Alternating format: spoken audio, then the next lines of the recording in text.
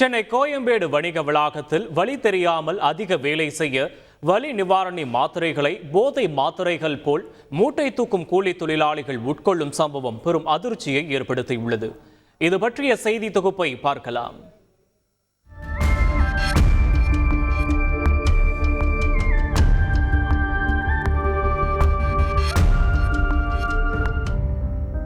ஆசியாவிலேயே மிகப்பெரிய வணிக வளாகம்தான் இந்த கோயம்பேடு மார்க்கெட். பூச்சந்தை, பழச்சந்தை, காய்கறி சந்தை என அனைத்திற்கும் தனித்தனியாய் மொத்தம் ஆயிரக்கணக்கான மொத்த மற்றும் சில்லறை வியாபார கடைகள்.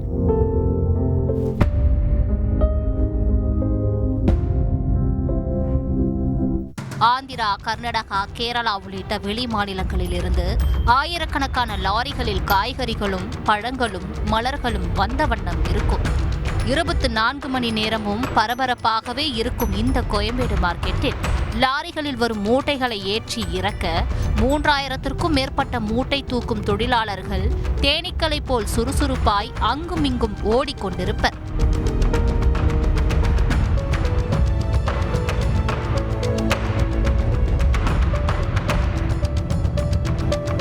சென்னை மட்டுமல்ல, பிற மாவட்டங்களை சேர்ந்த ஏழை கூலி தொழிலாளிகள் இரவு பகலாக ஓய்வே இல்லாமல் உழைத்துக் கொண்டிருக்கின்றனர்.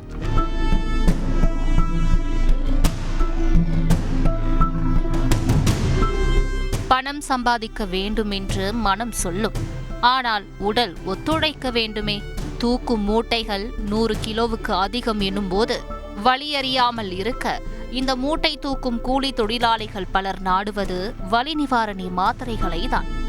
7 வருஷமாக தான் இந்த மாத்திரை கூலி தொழிலாளிகள் அதிகமாக பயன்படுத்துகிறாங்க.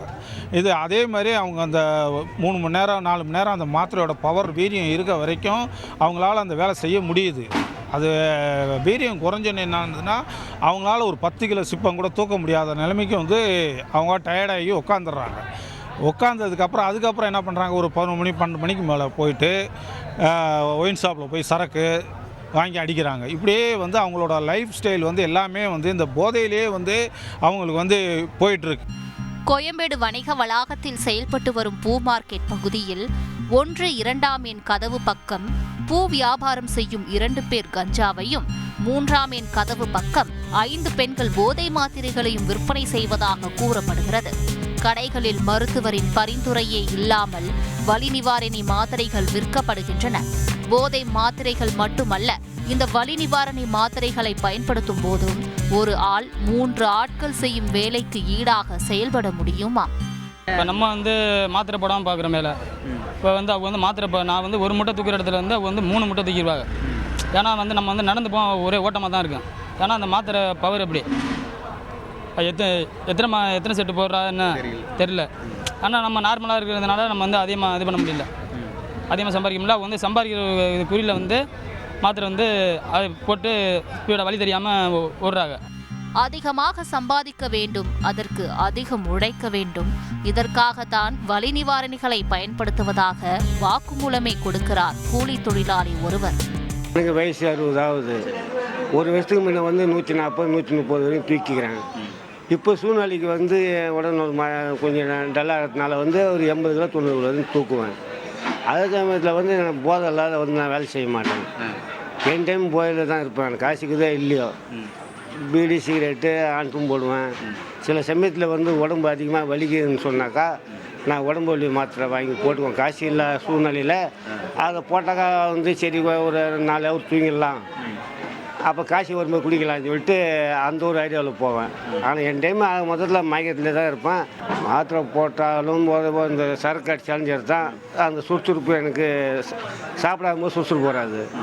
இதெல்லாம் சாப்பிட்ட பிறகு எனக்கு எவ்வளோ மூட்டையாக இருந்தாலும் சரி தான் அசால்ட்டாக தூக்கி போவேன்.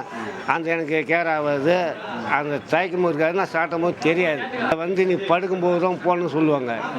நான் என்ன பண்ணுவேன், படுக்கும்போது போட்டால் நம்ம சாப்பிட்டுக்கிறது போய் வேலை செய்ய முடியாது, காசையும் கையில்னு சொல்லிட்டு நான் காலையில் ஒரு 2 மணிக்கு போட்டுருவேன். வலி நிவாரணத்திற்காக கொடுக்கப்படும் செட் மாத்திரையில் தடை செய்யப்பட்ட மாத்திரையும் உள்ளது. இது போன்று வலி நிவாரணி மாத்திரைகளை உட்கொள்வது உயிருக்கே உலை வைக்கக்கூடும் என எச்சரிக்கின்றனர் மருத்துவர்கள்.